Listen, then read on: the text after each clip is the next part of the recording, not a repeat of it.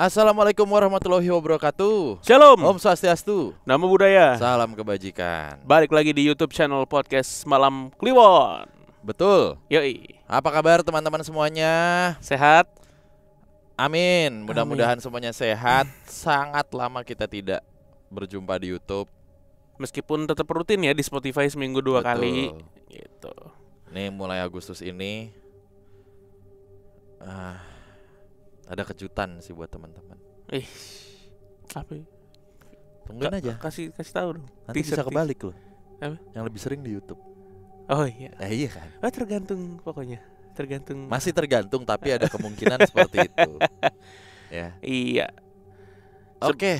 Sebelum kita masuk ke cerita dari teman Kliwon, kita pengen ngingetin lagi kalau di Instagram kita tuh lagi ada foto competition. Betul.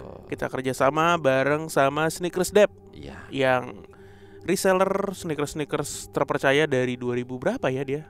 Dari 2010. Udah lama banget lah. Udah lama banget. Ada hadiah untuk belasan orang yang beruntung. Yes. Merchandise ya, merayakan hari ulang tahun Negara Republik Indonesia. Betul. Kita juga bagi-bagi uang tunai di situ. Ada Iya. sneakers, ada aparel. Wah, udah pokoknya.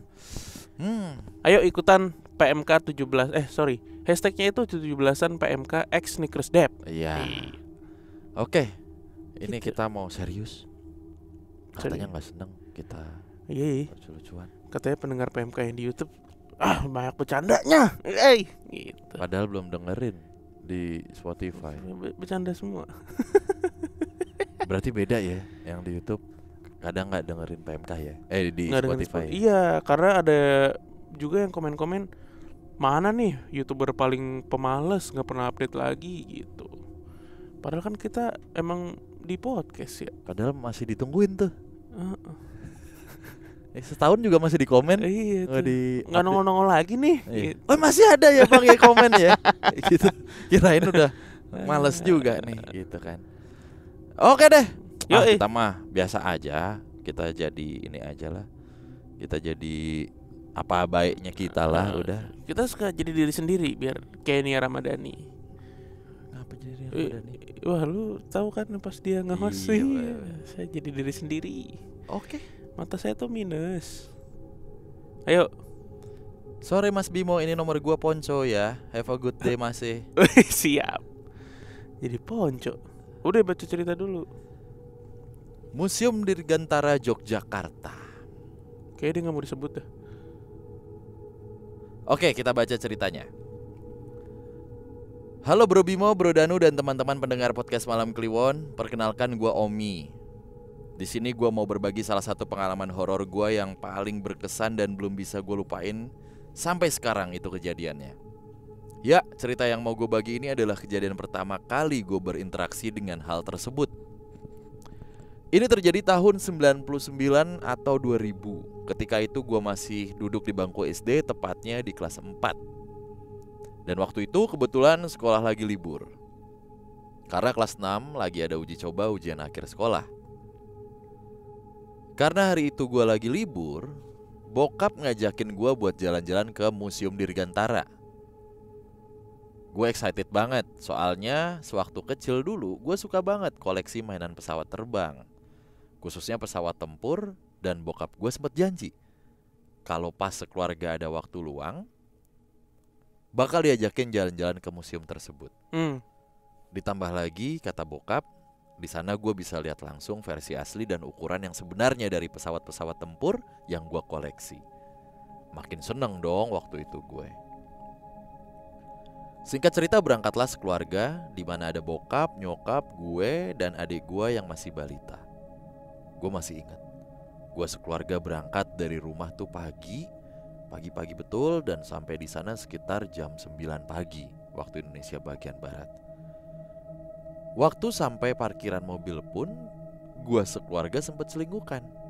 Karena parkiran yang luas itu cuma diisi sama satu mobil keluarga gua doang. Ya maklum lah kalau parkiran masih lenggang gini. Ini kan bukan tanggal merah ya, atau hari libur nasional. Ditambah lagi ini hari biasa dan bukan akhir pekan. Jadi ya wajar lah kalau jam segini masih sepi. Kata nyokap begitu. Nggak menunggu waktu lama, gue sekeluarga masuk ke museum tersebut. Di dalamnya suasananya nggak jauh beda sama museum-museum sejarah pada umumnya.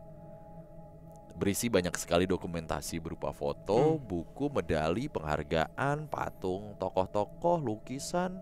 Ada juga seragam, diorama, ada peninggalan-peninggalan perang, senjata api, sajam, mesin pesawat, radar, bom, roket, wah macem-macem lah, sampai parasut juga ada.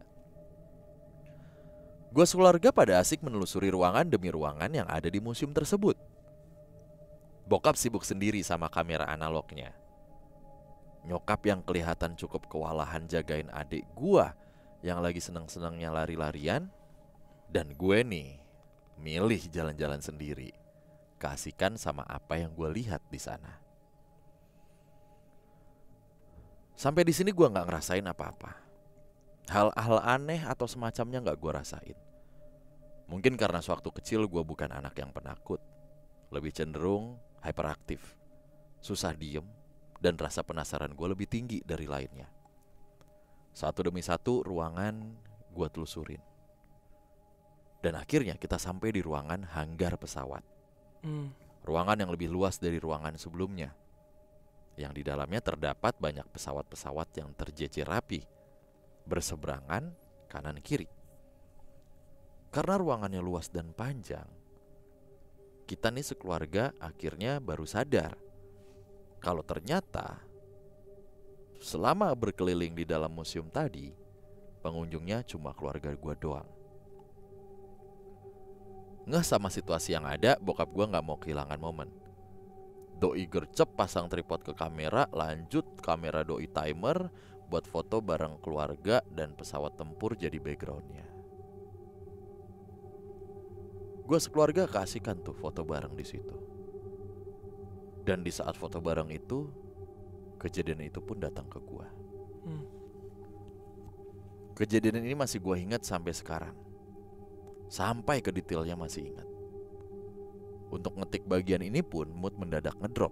Kepala mulai sedikit pusing, gak ngerti kenapa, dan harus beberapa kali ambil jeda buat istirahat dulu. Jadi, sewaktu bokap gue ngatur posisi framing gue dari kameranya, waktu lagi diarahin sama bokap gue, tiba-tiba telinga kanan gue pelan-pelan ngedengar sesuatu yang mendengung, bergemuruh dan bergetar. Seperti suara pesawat yang sedang melintas cepat. Dan yang bikin gue makin terkejut, disusul suara seorang pria minta tolong. Yang terdengar lirih banget, tapi kuat, seperti tertahan kesakitan tercekat. Dan itu kedengaran jelas banget di telinga kanan gua. Suara itu seakan-akan menekan kuat telinga kanan gua, sampai ngebuat kepala gua terdorong ke kiri. Dan di waktu bersamaan kulit badan gua ngerasain sangat panas, seperti ada kobaran api di sekitaran gue.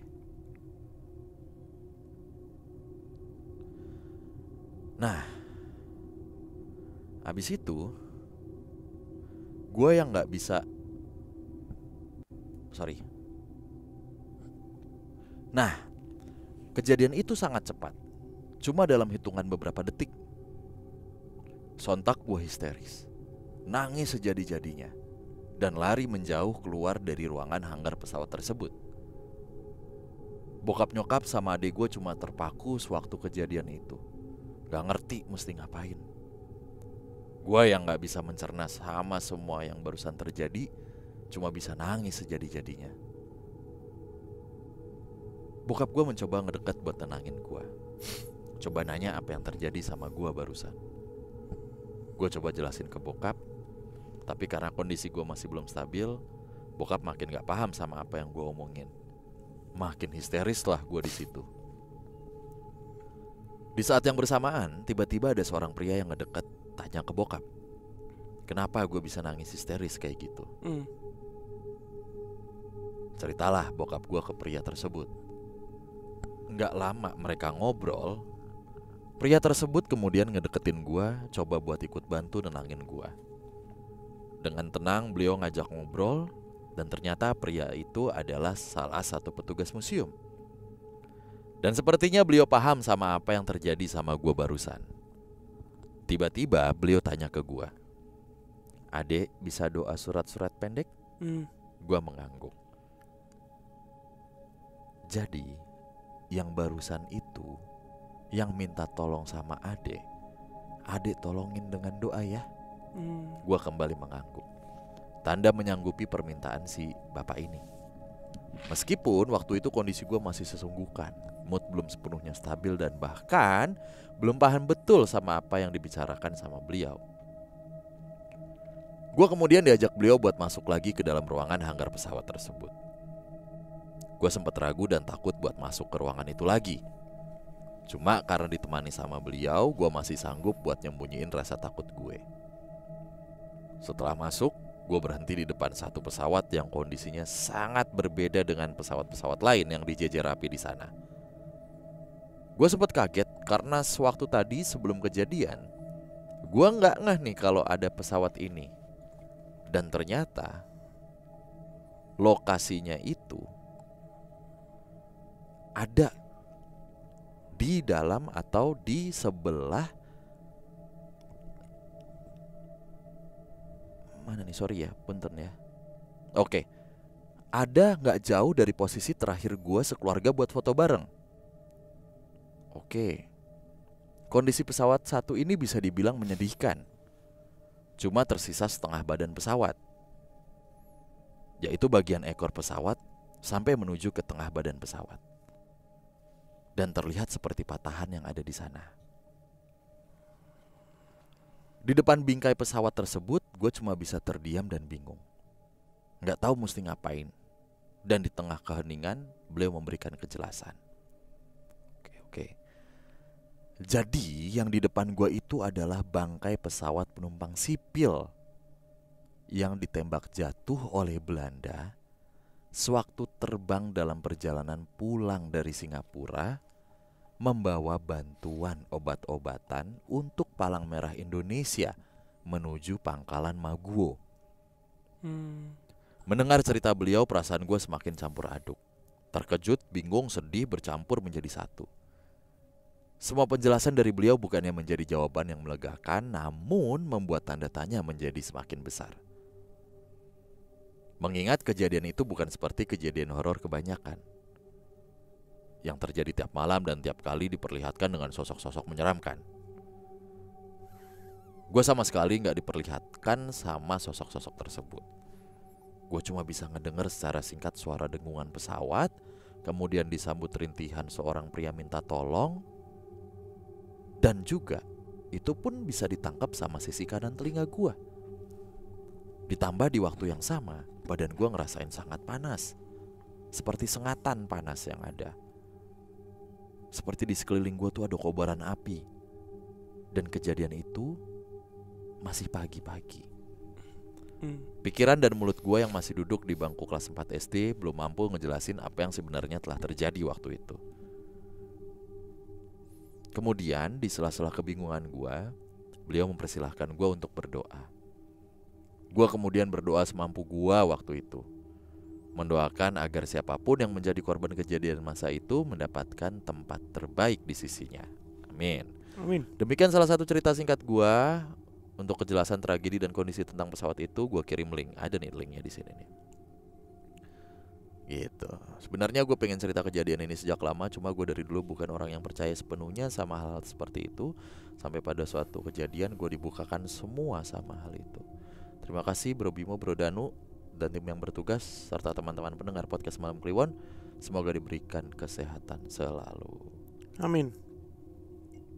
Ini dari YouTuber. Oke. Ya mungkin masih tersimpan di sana ya. Maguwo, lapangan udara Maguwo itu Adi Sucipto kan ya sekarang ya? Ya memang dekat Maguwo kan. Kagak, nama lamanya kan? Oh iya. Iya kan? Oke. Berarti sebenarnya kejadian yang dialamin sama masnya ini singkat ya? Sebenarnya singkat. Gitu. Oh ini pesawatnya nih, gue lagi buka linknya. Ini nih bangkai pesawat. Ini bangkainya Dakota, bukan dong. Itu yang menjelaskan dong. Apa? Bukan. Nah tuh bangkainya tuh tadi tuh. Bukan lah Danu. Bukan. Iya. Ya,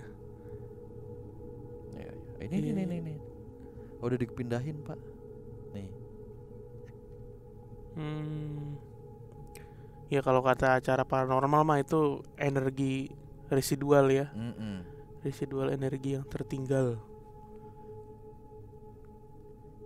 Tapi biasanya cuman orang-orang yang peka aja lah yang dapat kayak gitu ya. Biasanya. Dikasih flashback. Soalnya kalau dikasih flashlight JCJ silau.